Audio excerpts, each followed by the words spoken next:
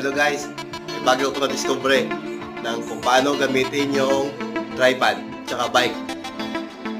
Ha? Bago to, bago. Kung meron kayo nito, gamitin nyo. Effective to, tignan mo. Tignan mo. Iyan. Ito yung tripod. Tripod. Kasi yung sampayan ko, ito pag ganun Oh, yan. Mahaba siya. Lumulundo siya kaya. Yung tripod, nilagay ko sa gitna. Ano yan? Tapos ito pa. Wala na akong masampayan. Punong-puno na to. Punong-puno na. At meron pa ako doon. Yan. Yan. Itong bike na nakasabit sa taas. Ayan o.